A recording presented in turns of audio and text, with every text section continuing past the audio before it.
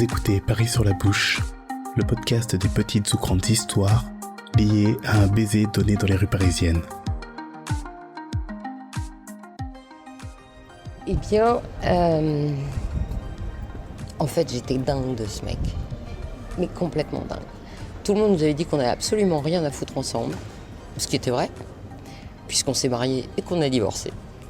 Mais j'étais dingue de lui, complètement dingue. Et ce lieu, ici, là, c'est exactement lui. Parce que on est dans ce 5e si magnifique, tu vois, qui, avant, était le Paris estudiantin. Et qui, en même temps, est le quartier du Panthéon. Et qui, en même temps, est le quartier si riche où on trouve ces bâtiments art déco et en même temps ces petites rues si étroites comme dans le Paris historique. Ouais. Et c'est tout à fait lui. Tout à fait lui, c'est-à-dire toute son enfance, de là où il venait, ce côté historique, ce côté art, ce côté culture, en fait. C'est vraiment ça qui était lui. Et il était comme ça, tu vois, c'est-à-dire comme ces petites rues étroites, un peu esquichées sur les bords, tout en retenue, bien élevées. Et du coup, moi j'étais l'estudiantine, tu vois. J'avais envie de faire péter ses résistances. Et à cette époque, évidemment, c'était ça qui l'amusait. J'étais vraiment pour lui le truc inattendu. J'étais vraiment pour lui tout ce qu'il ne connaissait pas. J'étais vraiment pour lui tout ce qui était original. À chaque fois, j'avais pour lui une réaction qu'il n'avait jamais prévue, forcément, puisque je venais d'une autre culture, d'une autre région, carrément d'une autre France, on pourrait dire. Ouais. Et du coup, c'est vrai que cet endroit, ça incarnait vraiment notre mélange, je trouve. Et c'est pour ça que je m'en souviens vraiment avec émotion, parce que c'était ce côté si chic d'un côté et si propre sur lui qu'il était, et le côté si fantasque, que moi j'étais pour lui au moins. Parce que moi j'ai jamais trouvé que j'étais fantasque puisque je suis comme ça. Ouais. Donc ça me semble normal. Mes enfants me disent toujours que je suis la côté bizarre, tu vois, le côté un peu artiste. Mais moi je vis avec moi, donc évidemment je m'en rends pas super compte. Et du coup j'ai gardé l'habitude de venir ici au moins 1 ou 2 fois par an, soit toute seule, soit en se promenant, soit pour la fête de la musique. Parce que c'est un endroit qui est toujours vivant. D'ailleurs, on le voit, il y a toujours du passage, mais la nuit aussi. Ouais. C'est un endroit qui s'arrête presque jamais. Et sur cette jolie place, la nuit c'est magique. D'abord, c'est calme très peu de temps, parce que c'est ouvert très tard. Ouais. Et justement, il revient ce public estudiantin qui a créé ce lieu et qui en a fait toute la vie. Et donc, pour la grande amoureuse que j'étais à l'époque, c'était vraiment quelque chose d'absolument magique. D'abord parce que... vraiment beaucoup de bruit. Mais il a décidé de se garer au pire endroit en plus. Donc, bon, c'est pas grave. On va l'entendre. Hein. En fait, ce que je crois, c'est typique, hein, tu vois, ça bouge tout le temps, il y a des gens qui passent, il y a des cafés, il y a des glaces, il y a des caricaturistes qui viennent, il y a même des masseurs qui viennent, tu sais, sur cette place-là et qui proposent des animations. L'été, c'est encore plus vivant que l'hiver, bien sûr, mais ça s'arrête pratiquement jamais. En même temps, c'est un lieu de culture. Ouais. Ça, c'est vraiment intrinsèque au lieu. C'est-à-dire que tu as des éditeurs qui sont aux alentours. T'as aussi un côté un peu melting pot qui est dans le coin, qui n'est pas tout à fait ce qui lui l'attirait, mais ce qui moi m'attirait, qui en fait un lieu mélangé, on va dire.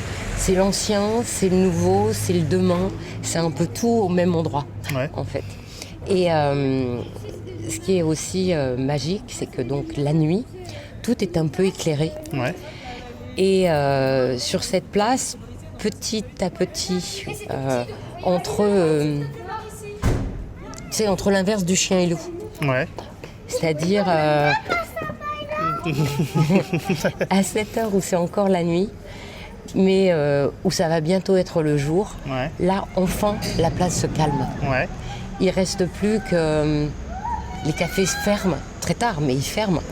Les gens sont chez eux, et tu as ce moment délicat où ne reste qu'un ou deux promeneurs solitaires qui regardent pas les autres, parce que chacun se promène pour être en lui. Ouais. Donc tu as, alors même que peut-être il y a un peu de monde, tu as toujours cette intimité, bizarrement, au milieu des autres, parce que ça commence à être ce léger interlude de 2 heures, 3 heures, pas du matin, mais de 2 heures, 3 heures entre la nuit et le jour, où en fait cette place se vide d'un seul coup, elle reprend son calme, et comme elle est toujours un peu éclairée, c'est, tu vois, c'est le moment où les lumières de Paris valent bien une voûte céleste éclairée, tu vois. Ouais. C'est vraiment, voilà, c'est vraiment ce moment-là. Et ça garde, tu vois, les cafés changent, ils changent de genre, ils mettent de la bière ou du vin, ou, voilà. Mais tu as toujours ce fameux café Delma, tu vois, qui est le café d'anthologie, qui est là depuis super longtemps, qui ressemble à un café de Paris, un vrai. Tu vois, avec sa couleur un peu rouge, un peu noire, ses tables foncées, le café parisien, quoi, en fait. Et ce qui donne ce cachet historique à cette place qui est plein d'historique, tu vois. Juste à côté, il y a la rue de l'Estrapade. C'est drôle comme mot, tu vois, le mot de l'Estrapade. Mais en fait, c'est une torture, si je me souviens bien. Ah, je sais pas du tout, mais normalement, je crois que c'est une torture où pour punir quelqu'un, on l'attache par les pieds et on le suspend, en fait. Ok, d'accord. Ok, ouais, donc d'accord. Mais ça, c'est parce que justement, comme c'était un lieu estudiantin, c'était un lieu où il y avait des bêtises qui étaient faites et où forcément il y avait des punitions moyenâgeuses, puisque tu vois, la structure, on ne peut pas dire qu'elle est complètement moyenâgeuse, mais les rues sont étroites comme un peu à l'époque. En fait. J'arrête pas de dire en fait, c'est très mauvais. Oh, t'inquiète pas, on a tous des tics de langage, moi j'en ai plein aussi. Donc,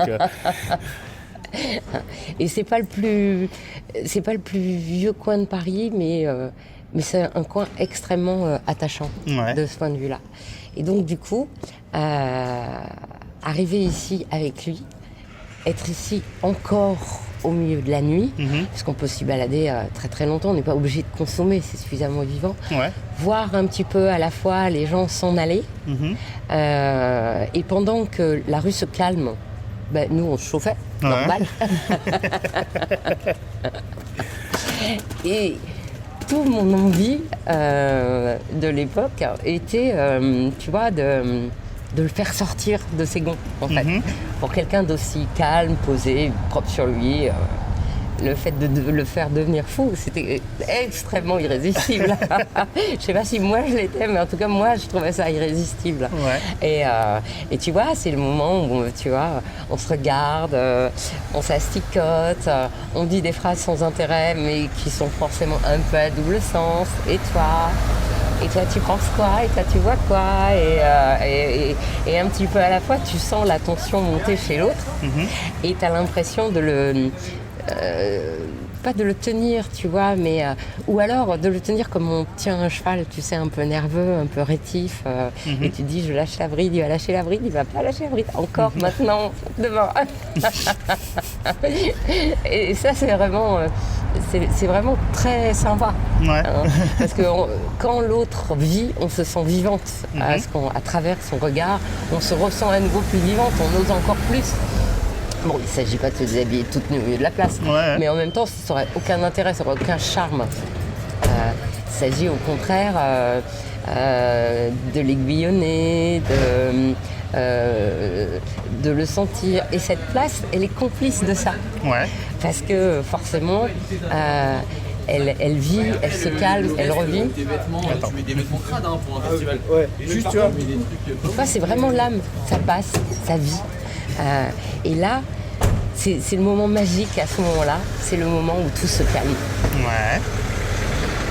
Et le moment où tu peux reprendre le dessus, parce que à fur et à mesure que les choses se calment, toi tu captes encore plus l'intérêt de l'autre. Et comme il y a de moins en moins de monde, eh bien, tu peux oser un peu plus, te rapprocher un peu plus, le décider un peu plus, avec, tu vois, le brillement au coin de l'œil, ce moment de complicité, ce moment où tu sens qu'il est là que pour toi, il a son attention que sur toi et qu'elle est tellement sur toi que tu peux carrément l'emmener là où tu veux. Et arriver à ce qui se débonde jusqu'à ce qui t'enlace en plein milieu d'une place, là, même si c'est la nuit, au milieu d'une rue, pour lui c'était vraiment quelque chose d'extraordinaire.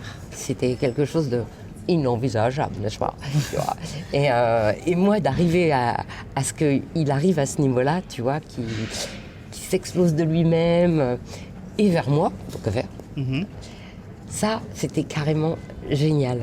Et ça, du coup, c'est un souvenir que je chéris vraiment beaucoup parce que cette passion que j'avais pour lui, j'étais arrivée à la voir. J'ai été arrivée à lui faire sortir. Et donc, du coup, en même temps qu'il m'enlaçait, tu vois, c'était vraiment toute cette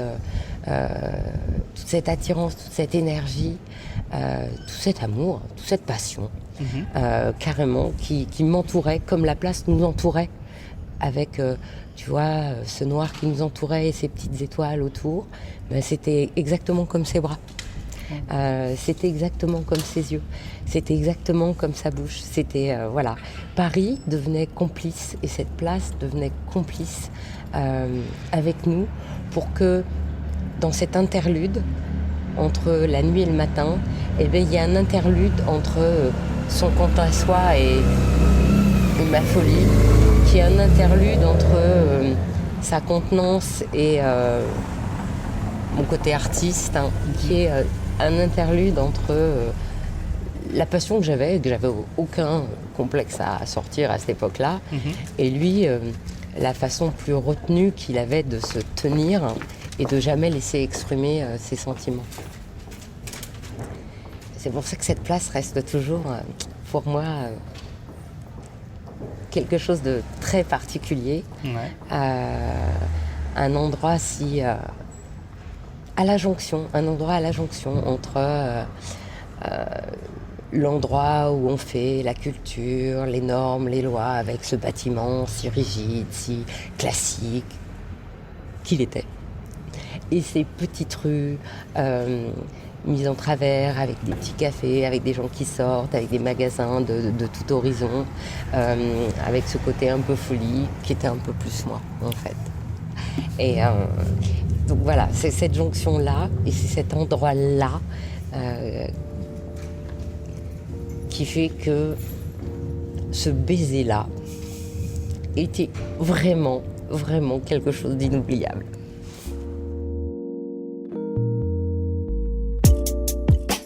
Merci à vous d'avoir écouté cet épisode de Paris sur la bouche. Si ce podcast vous a plu, vous pouvez le partager sur les réseaux sociaux ou alors lui donner la note de 5 étoiles sur Apple Podcast pour lui donner plus de visibilité. Vous pouvez aussi me contacter sur Facebook, Instagram ou Twitter via les liens disponibles dans la description de cet épisode. Ou enfin, soutenir tous les podcasts produits par Podcast Stories comme J'aime pas ma voix ou C'est une pote via le lien Tipeee disponible lui aussi dans la description. En attendant, je vous souhaite d'embrasser qui vous voudrez et où vous voudrez, mais avec consentement. Et on se retrouve très prochainement pour une nouvelle histoire.